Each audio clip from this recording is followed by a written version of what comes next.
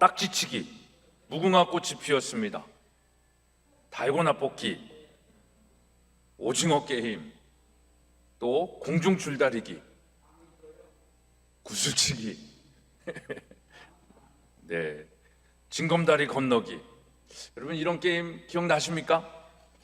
혹시 어린 시절에 이런 거 해보셨나요?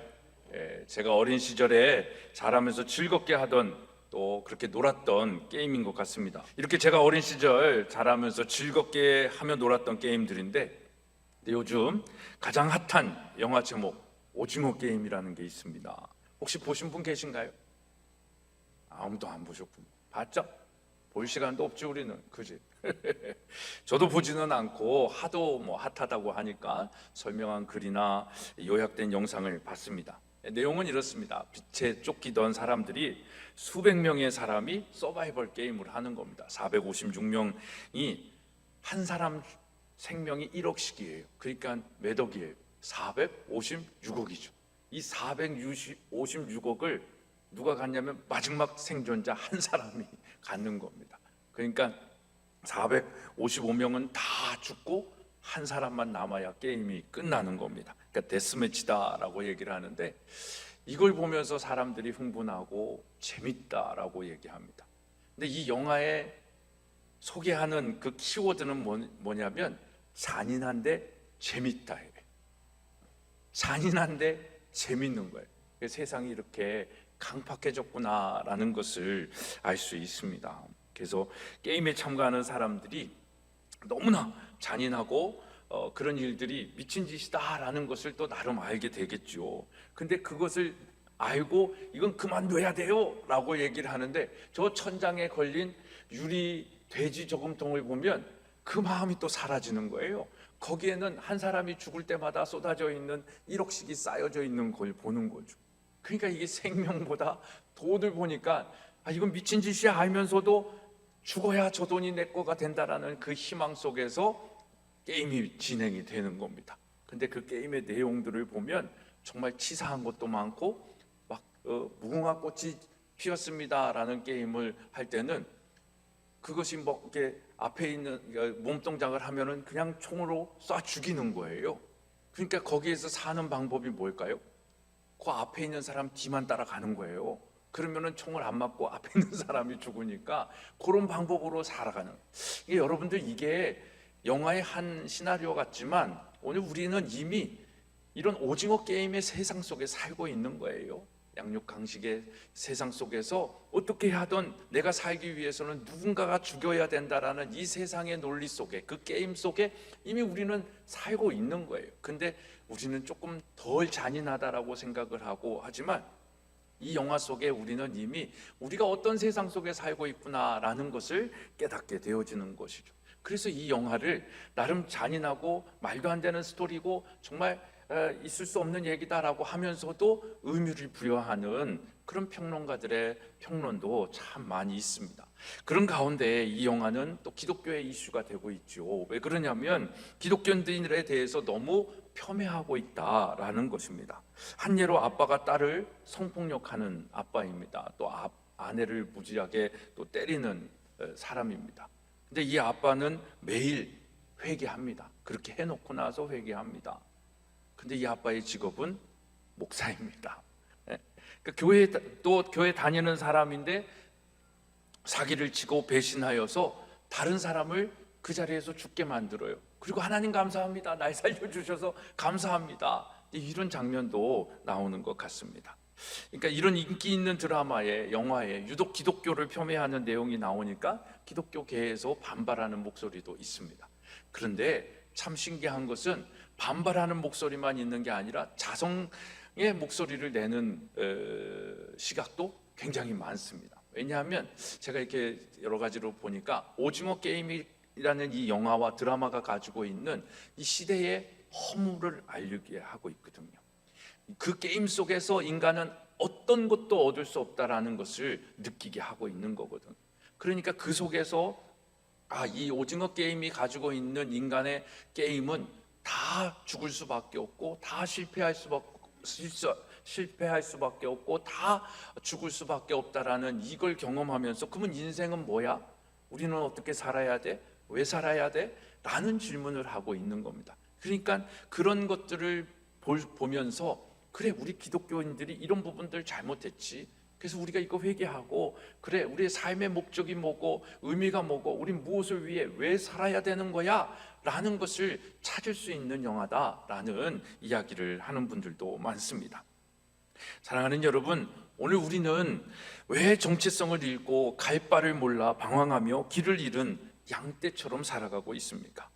그것은 우리가 사는 이유, 존재의 이유를 모르고 또 잃어버린 이유가 아니겠습니까? 그런 차원에서 묻습니다. 우리는 왜 살고 있습니까? 왜 살아가야 하는 것입니까? 아마도 교회에서의 질문이기 때문에 왜 삽니까? 라고 얘기하면 우리 아이들도 하도 들었기 때문에 뭐라고 대답하겠어요? 하나님의 영광을 위하여 삽니다.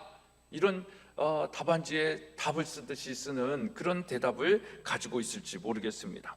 그러면 교회 안에서는 그렇게 대답을 하는데 교회 밖에서는 무엇을 위해 왜 살고 있습니까? 라는 질문에 우리는 무엇이라고 대답할 수 있을까요? 돈을 위해서, 자녀를 위해서, 권력을 위해서, 자존심 때문에? 왜 사냐는 질문에 교회에서의 답과 교회 밖에서의 답, 그러니까 믿음의 답과 세상에서의 답이 다르다면 그런 우리의 삶이 세상에서 손가락질하고 있는 이중적인 삶은 아니겠습니까? 그래서 세상이 이렇게 비아냥거리고 기독교를 폄훼하고 있는 것은 아니겠습니까? 오늘 우리가 나누는 말씀의 제목은 나의 사명 괜찮습니까? 라는 제목이지만 더 궁극적인 표현으로는 나의 일 괜찮습니까? 라는 제목입니다. 이 질문은 지금 여러분은 하나님의 사명에 맞게 사명을 감당하며 살고 있습니까? 라는 질문으로 연결이 되어집니다. 무엇을 위해 살고 있습니까? 나는 지금 어디로 가며 살아가고 있습니까? 라는 질문입니다. 그리고 이 질문에 대한 우리의 답은 교회에서의 답과 교회 밖 세상의 답이 달라야 하느냐라는 질문도 함께 드리고 싶습니다. 하나님이 이 세상을 창조하시고 오늘 본문의 말씀을 우리에게 주시지 않았습니까? 하나님이 그들에게 복을 주시며 하나님이 그들에게 이르시되 생육하고 번성하여 땅에 충만하라, 땅을 정복하라, 바다의 물고기와 하늘의 새와 땅에 움직이는 모든 생물을 다스리라. 하나님이 그들에게 복을 주셨어요. 그들은 누굽니까? 저와 여러분들입니다. 근데 이 복을 주시고 무엇하라는 거예요? 생육하고 번성하여 충만하라 그랬는데 어디에 충만하라? 땅에 충만하라. 그럼 이 땅은 그냥 교회 안에 있는 땅일까요? 이 온 세상의 땅이 아니겠냐라는 겁니다. 땅을 정복하라 그랬는데 정복해야 할 땅은 어떤 땅일까요?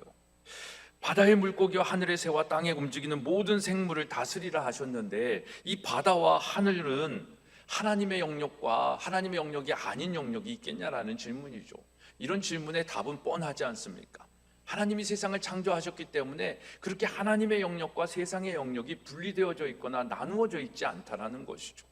그러면 하나님께서 우리에게 복을 주시고 명령하신 그 명령은 우리의 삶의 모든 영역에서 이루어져야 할 것이지 교회에서만 지켜야 할 영역이 아니다라는 거죠. 믿음의 가정이기 때문에 우리 가정에서만 지키고 다른 데 가서는 안 해도 될 일이 아니죠. 학교에서 하지 말라 그랬는데 가정에서는 할 수 있는 일이 된다라는 것도 교육의 일관성이 없는 거죠. 우리가 하는 모든 지켜야 하는 하나님의 말씀과 약속은 구분된 게 아닙니다. 교회 밖과 교회 안, 세상과 하나님의 영역 분리된 것이 아닙니다. 다 똑같은 하나님이 창조하신 영역이다라는 것입니다. 그렇게 더욱이 이 말씀을 우리에게 주셨을 때, 하나님께서 하셨을 때에 교회는 교회에서 그렇게 하라는 말이 전혀 아닌 이유가 그 당시에는 교회라는 건 존재하지도 않지 않았습니까? 하나님이 창조하시고 보시기에 좋은 인간이 하나님이 창조하신 세상에서 어떻게 살아야 한다라는 것을 말씀하고 계신 것이죠. 그러니까 이것이 우리의 본분이요, 우리가 해야 할 일이라는 것입니다. 교회에서만이 아닙니다. 오히려 교회 밖에서 세상에서 이렇게 살라는 것이죠. 그런데 왜 우리는 세상과 교회를 구분하며 이중적인 일을 하며 살고 있는 걸까요? 그 이유는 이 일에 대한, 사명에 대한 오해입니다. 사명의 뜻은 맡겨진 일이라는 사전적 의미를 가지고 있습니다. 그러니까 맡겨진 일, 그 일을 하면서 사는 것, 이게 사명이죠. 우리가 이 세상에서 살아가면서 하는 일에 대하여 하나님께서 세상을 창조하실 때부터 맡겨주신 거예요. 말씀하신 거예요. 그런데 이 사명이 이 일에 대한 오해를 하고 있기 때문에 우리는 교회 밖의 일과 교회 안의 일, 교회의 일과 세상의 일을 구분하면서 다르게 살아가는 거예요. 여러분, 우리가 하고 있는 일에 대한 오해가 있습니다. 그래서 이렇게 우리가 살아가는데 그 오해는 두 가지로 요약해 볼 수 있습니다. 첫째는 뭐냐면 일의 종류가 있다라고 오해하는 겁니다. 일에는 주의 일과 세상 일이 두 가지가 있다라고 생각을 하는 거예요. 그래서 하나님과 직접 관계된 일은 주의 일이고 하나님과 직접 관계되지 않은 일은 세상 일이다라고 생각을 하는 겁니다. 그러니까 보다 구체적으로 목회와 선교 그리고 교회 봉사하는 것은 주의 일이고 그냥 직업으로 하는 일은 세상에서 하는 일은 주의 일이 하나님의 일이 아니라 그냥 하는 세상 일이다라고 생각을 하는 것이죠. 이 일에 대한 오해가 우리를 이중적 삶을 살게 하는 겁니다. 두 번째는 어떤 오해가 있냐면 일의 가치의 차이가 있다라는 오해입니다. 그래서 주의 일은 귀하지만 세상에서 하는 일, 내가 하는 일, 이건 귀하지 않다라고 생각을 하는 거예요. 그리고 세상 일은 열심히 돈 벌어서 주의 일을 할 때, 기여할 때만 가치가 있다라고 생각하는 것입니다. 그래서 주의 일에는 마음을 쏟지만 세상 일에는 그런 것들을 별로 계산하지 않아요. 그러니까 오히려 부정도 하고 비리도 저지르고 뭐 남을 속이기도 하고 그러는 것이죠. 일에 대한 가치가 하나님의 이 교회 일은 주의 일은 가치가 있고 세상 일은 가치가 없는 것처럼 생각하는 것에서 우리는 많은 오해를 하는 것이죠. 여러분, 이런 생각이 옳겠습니까? 창세기 1장 21장 22절에 보면 너가 무슨 일을 하든지 하나님이 너와 함께 계신다라는 겁니다. 그 교회 일만 아니라 어디서 무슨 일을 하든지 하나님이 함께 하신다라는 거예요. 그러니까 하나님이 함께 하시는 속에 우리의 일에 거룩이 나타나는 것이죠. 그 거룩함이 있기 때문에 세상 속에서도 세상 사람들은 돈 버는 목적으로 하지만 우리는 다른 차원의 가치를 가지고 있는 거예요. 그러니까 다름이 있죠. 그게 멋스러움이죠. 그게 그리스도인의 향기라는 것입니다. 또 골로새서 3장 23절에 보면 무슨 일을 하든지 마음을 다하여 주께 하듯 하고 사람에게 하듯 하지 말라는 말씀이죠. 그러니까 교회 안에서만 아니라 여러분들이 만나는 사람들, 누구를 만나든, 제가 아이들을 만나고 학부모를 만나든 그 만남 속에 사람에게 하는 것이 아니라 하나님께 하듯 하는 거예요. 그 존귀함으로 하는 거예요. 거룩함으로 하는 거예요. 여러분들이 일상생활 속에서 만나는 그 사람들을 주께 하듯 하라는 거예요. 이게 주의 일을 하는 주의 일과 세상 일을 구분하면서 사는 것이 아니라 모든 일들 속에서 하나님이 맡겨주신 사명, 그것이 내게 있는 하나님께서 맡겨주신 일이다라는 것을 알기 때문에 거룩하게 그 일들을 하면서 사는 것입니다. 그런 차원에서 종교개혁자 마르틴 루터가 이렇게 얘기합니다. 당신이 집에서 하고 있는 일은 당신이 마치 하늘에서 하나님을 섬기는 것만큼이나 소중한 가치가 있습니다. 수도사가 수도원에서 금욕 생활을 하며 금식하고 기도하는 일은 위대한 반면 주부가 요리를 하고 집안에서 청소한 일은 보잘것없는 일로 여기기가 쉽습니다. 그러나 하나님의 말씀은 비록 보잘것없는 일이라도 그 일은 하나님을 섬기는 일로 간주되며 수도사들이 금욕하는 생활보다도 더 귀한 찬양으로 하나님께 받아들여진다는 것을 기억하십시오. 그렇습니다, 여러분. 그러니까 하나님께서는 주의 일과 세상 일을 구분하지 않아요. 근데 우리가 그 일을 구분하면서 사는 미련함을 떨고 있는 것입니다. 그리고 교회에서 하는 일과 세상에서의 하는 일을 귀천을 따지지도 않으신다는 겁니다. 하나님께서는 그리스도인들이 교회에서 하든지 세상에서 하든지 주의 이름으로 하면 그것이 모두 주의 일이고 또 그것을 모두가 다 귀하게 여기는 것입니다. 그래서 우리가 이런 일에 대한 개념의 오해를 극복해야 되는 거예요. 그래야 우리의 삶 속에 하는 일이 진짜 의미 있고 좋습니다. 그래서 우리 친구들도 공부하는 게 이렇게 하나님께서 귀하게 보시는 것이다라는 걸 알면 공부가 하기 싫은 게 아니라 기쁨이 되는 거죠. 여러분, 하나님께서 우리를 하나님의 형상대로 지으셨다라고 오늘 말씀하시잖아요. 그래서 하나님께서 사람들에게만 하나님께서 일하시면서 누렸던 그 기쁨을 주신 거예요. 하나님께서 세상을 창조하셨잖아요. 그리고 보시기에 좋았더라, 좋았더라 라고 얘기하는데 하나님이 뭔 일을 하고 기쁘신 거예요. 하나님이 세상을 창조하시고 보시기에 좋았더라 하신 게 하고 나신 다음에 마음이 기쁘신 거죠. 그리고 인간들을 자기의 형상대로 만드신 인간을 보았을 때는 베리베리 굿이잖아요. 심히 좋았더라 라고 말씀하시네. 그러니까 우리를 만드시고 너무너무 기쁘신 거예요. 그 기쁨의 마음을 누구에게만 줬냐면 인간에게만 주신 거예요. 그래서 우리 인간들은 일을 하고 난 다음에 그 기쁨을 누릴 수 있는 특권을 가지고 있다라는 것이죠.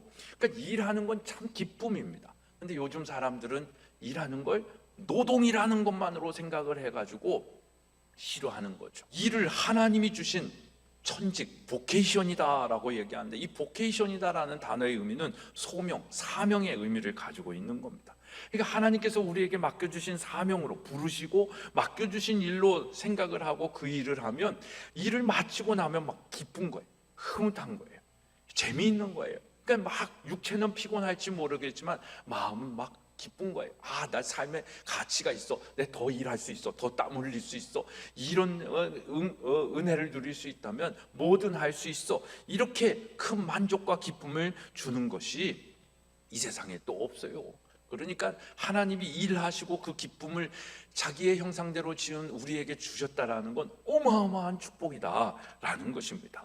근데 문제가 생겼죠. 이 지혜가 잘 안 오죠. 이걸 잘 못 느끼죠. 왜 그렇습니까? 창세기 3장 17절에 보면 이렇게 말합니다.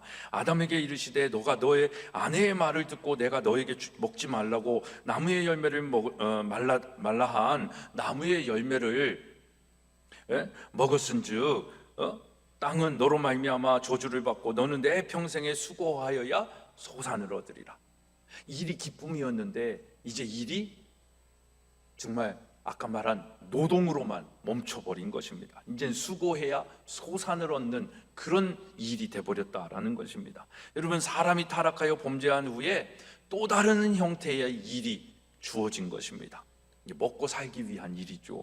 그런데 이 일은 결코 기쁘지 않아요. 오히려 고통스럽습니다. 그래서 사람들은 일을 뭐로 생각한 거예요? 힘든 일을 하면 저주처럼 생각한, 내 저주받았다, 이런 노동을 하는 건 난 저주받은 인생이야, 막 이러면서 자기를 비하하게 되었다라는 것입니다. 그렇게 볼 때 일에는 두 가지 모습이 있다라고 볼 수 있어요. 하나는 기쁨을 주는 것이고 두 번째는 고통을 주는 모습입니다. 그래서 일하는 사람들도 두 종류의 사람이 있다고 할 수 있겠죠. 하나는 일하면서 기쁜 사람이고 다른 한 사람은 일하면서 고통을 느끼면서 저주로 여기는 사람들입니다. 우린 다 일하잖아요. 여러분들은 일을 하면서 어떤 생각을 가지고 살아가십니까? 여러분들의 일은 어떻습니까? 기쁨을 주는 일입니까? 아니면 고통과 저주를 주는 일입니까? 우리 모두에게 일이 복이 되어서 기쁨과 만족을 주는 일이 되기를 축복합니다. 그러면 우리는 무엇을 하여야, 어떻게 살아야 이 기쁨을 누리며 살 수 있겠습니까? 그게 바로 오늘 본문의 말씀이죠. 이 땅에서 생육하고 번성하여 충만하게 사는 것입니다. 우리 다시 한번 오늘 28절의 말씀 우리 한번 같이 읽겠습니다. 시작.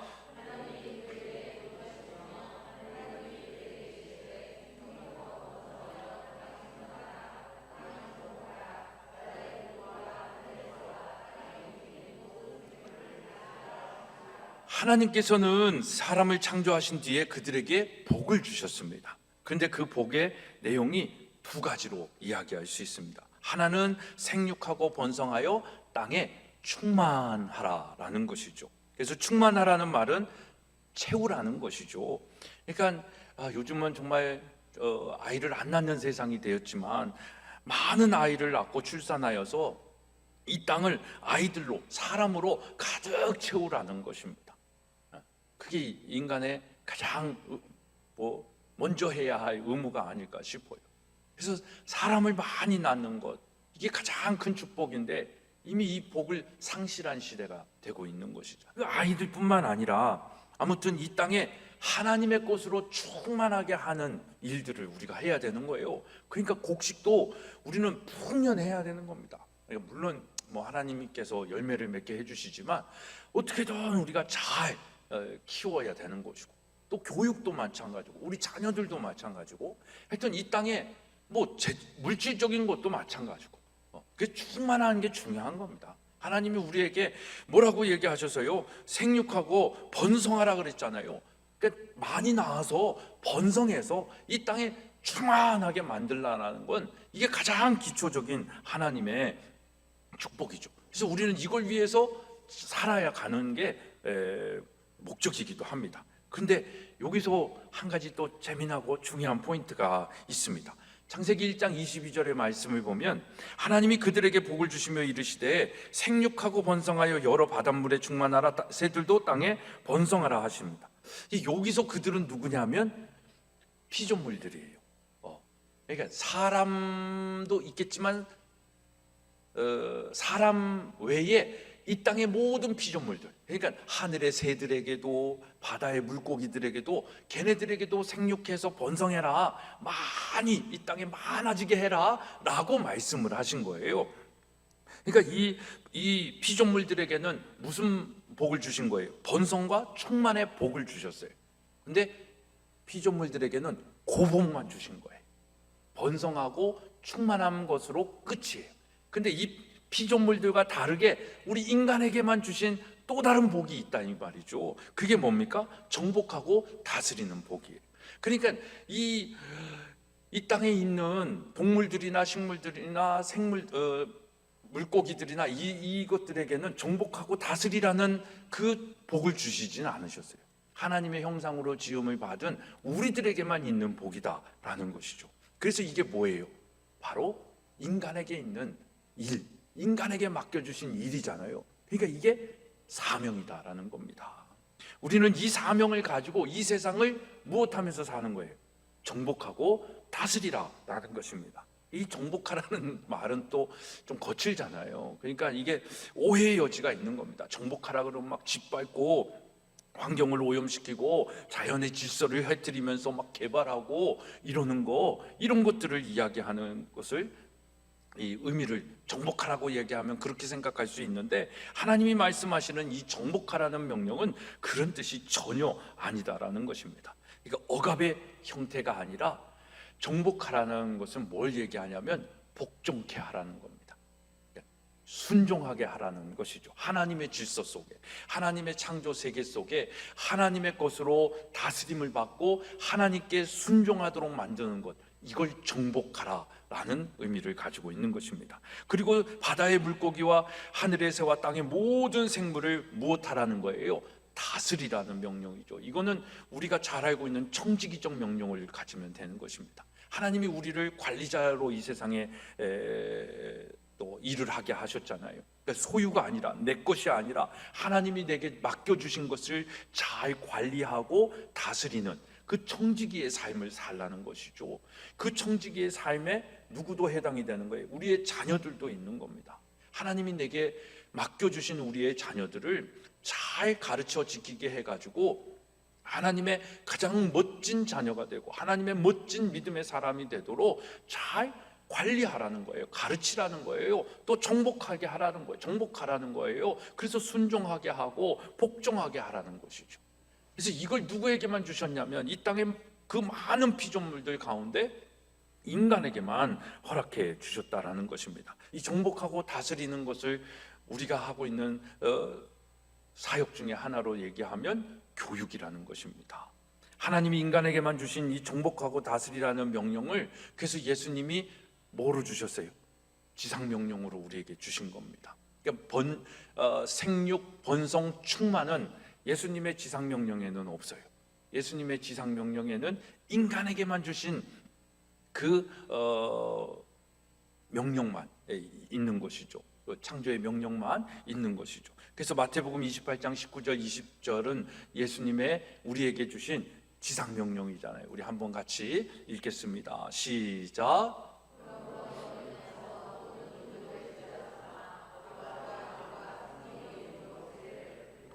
내가 너희에게 분부한 모든 것을 가르쳐 지키게 하라. 볼지어다 내가 세상 끝날까지 너희와 항상 함께 있으리라 하시니라. 여러분, 이 말씀은 우리가 잘 알고 있듯이 예수님의 유언이죠. 유언을 사전적인 의미에서 찾아보면 자기의 사망으로 인하여 효력을 발생시킬 것을 목적으로 하여서 행하는 단독의 의사표명이, 그러니까 예수님이 이 땅에 오셔서 하시는 그 일을 이제 유언으로 누구에게 그 효력이, 자기는 죽어서 이제 땅에 없지만 그것이 여전히 효력이 있는 일이 되게끔 우리에게 유언으로 주신 것이죠. 그래서 누구나 죽기 전에 자신이 다 이루지 못한 목적을 이루기 위해서 부탁하며 자신의 의지를 표시하는 것, 이게 유언이거든요. 그리고 그 유언을 수행하는 사람에게 뭘 주는 거예요? 모든 걸 다 주는 거예요. 권한도 주고 재산도 주고 할 수 있는 권리를 다 유언을 받는 사람에게 주는 거잖아요. 그러니까 예수님이 이 땅에서 하시던 일들을 이제 우리에게 맡겨주시면서 유언으로 주시면서 그 권한을 주신 거예요. 그래서 20절의 마지막에 뭐라고 있는 거예요? 내가 세상 끝날까지 너희와 항상 함께 있을 것이다. 우리는 하나님의 창조 명령인 이 정복하고 다스리기 위해, 그리고 예수님의 유언인 지상명령을 지키기 위해 모든 민족으로 제자를 삼고 세례를 주고 가르쳐 지키게 하는 겁니다. 그게 여러분들이 무슨 일을 하든지 어디서 어떻게 하든지 여러분들의 나이가 어떻든지 그 일을 위해서 우리는 여전히 존재하고 있는 거예요. 왜 사십니까? 무엇을 하며 사십니까? 거기에 이 대답을 하실 수 있어야 되는 거예요. 그래서 나의 사명, 나의 일 괜찮습니까? 라는 질문은 나는 그 사명을 감당하며 살고 있습니까? 라는 질문이 되는 것입니다. 그래서 우리는요, 예수님의 제자를 삼기 위해, 예수님의 제자를 만들기 위해 살아가야 되는 거예요. 그래서 살아가면서 어디를 가든지 going them, 세례를 주면서 baptizing them, 가르치면서 teaching them. 그러니까 이게 가르치고 세례를 주고 또 가고, 이게 아니라 우리의 삶을 살아가면서 누구를 만나든지 무엇을 하든지 그 사람에게 세례를 주는 일을 하고, 그 세례를 통하여 가르쳐 지키게 함으로 하나님의 말씀으로 정복하고 다스리는 일이, 그 일 가운데 일어나는 일을 하면서 살아라. 내가 그렇게 사는 너에게 세상 끝날까지 함께 할 것이다 라고 약속을 하고 계신 것입니다. 사랑하는 여러분, 우리는 이 사명, 이 일을 잘 하며 살아가고 있습니까? 예수님은 오늘을 사는 우리에게 지상명령인 이 제자 만들기 위해서 두 가지를 요구하셨죠. 첫째는 뭡니까? 세례를 주라라는 것입니다. 세례는 형식이나 의식이 아닙니다. 우리가 살아가면서 한 번 받아야 할 종교적 의식이 아니다라는 겁니다. 거기에 머물러 있지 않습니다. 세례를 받았다라는 것은 이제 뭘 얘기하는 거예요?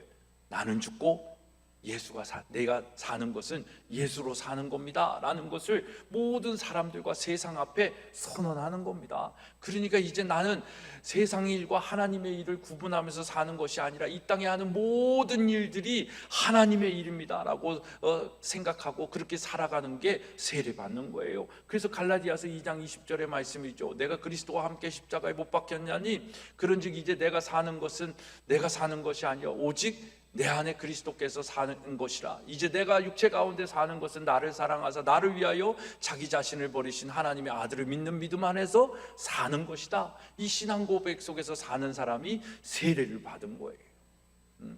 우리 다 세례 받으셨잖아요. 우리가 이 세례 받은 자로서 살아가기를 소망하고 축복합니다. 그래서 이제 세례를 받았기 때문에 세상 안에서 살지만 더 이상 세상의 방법과 수단으로 살아가는 것이 아니라 하나님의 방법으로 살아가 보는 거예요. 그것이 가능하다라는 걸 보여주는 거죠. 근데 우린 그렇게 살아보질 않은 거예요. 오징어 게임 속에 살고 있는 거예요. 세상의 논리 속에 살고 있는 거예요. 한 번도 그걸 깨보고 다른 방식으로 하나님의 것으로 살아보지도 않고 그건 교회에서나 하는 거라고 치부해버린 거예요. 그러니까 오늘날 우리가 이 모양이 된 거죠. 그래서 우리는 세례를 받고 이제 내 방식이 아니라 하나님의 방식으로 사는 세례 받은 자의 삶을 살아야 되는 거예요. 그리고 그걸 어떻게 하라는 거예요? 가르쳐 지키게 하라라는 것입니다. 무엇을 가르치는 거예요? 성경을 가르치는 거죠. 성경을 가르치는 건 뭘 가르치는 거예요? 하나님을 가르치는 겁니다. 하나님이 어떤 분이고 하나님이 나를 어떻게 지으셨고 나를 어떻게 사랑하시고 나를 위해서 무슨 일을 하셨고 그 일들을 가르쳐 주는 거예요.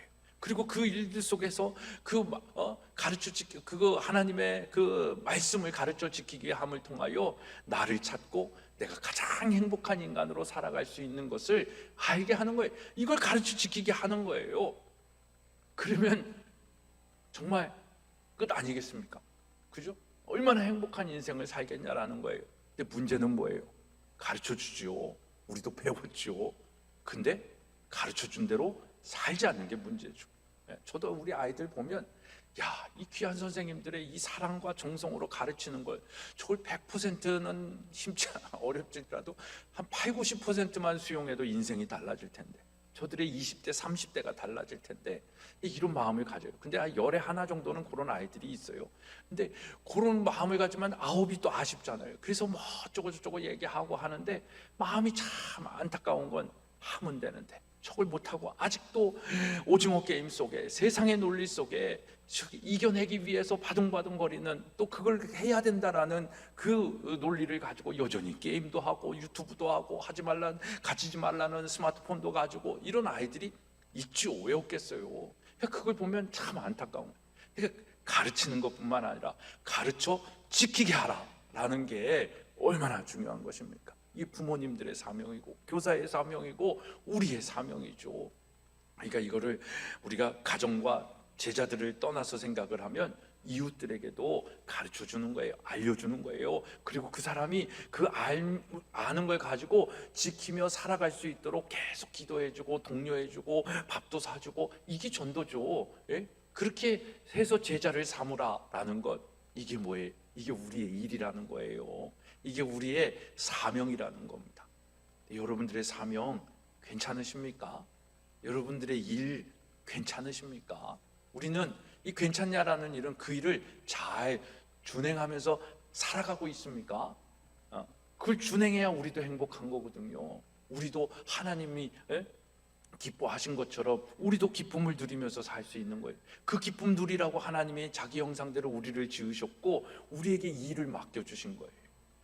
다른 피조물에게는 주지 않으신 거라니까요. 우리에게만 주신 일이라니까요. 근데 이 일이 그러니까 축복입니까? 저주입니까?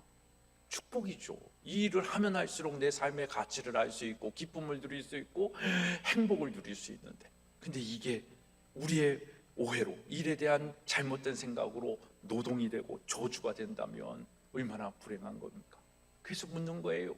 여러분들의 일 괜찮습니까? 여러분들의 일은 기쁨의 일입니까? 아니면 여러분들의 일은 저주의 일입니까? 오늘 이런 코로나 시국과 이 혼란한 포스트 모던 시대에 이런 질문들을 하면서 정말 하나님이 우리에게 주신 본연의 일들, 또 본연의 마음들, 생각들, 그런 것들을 가지고 그런 속에서 하나님이 주신 이 일들을 감당할 때 또 다른 기쁨이 샘솟는 거고, 또 다른 삶의 의미를 갖는 거고, 그럼 또다시 도전하는 거고, 일할 수 있는 거고, 피곤하고 힘들어도 더 그렇게 할 수 있는 거죠. 그런 행복한 일이 저와 여러분들에게 있기를 소망하고 축복합니다.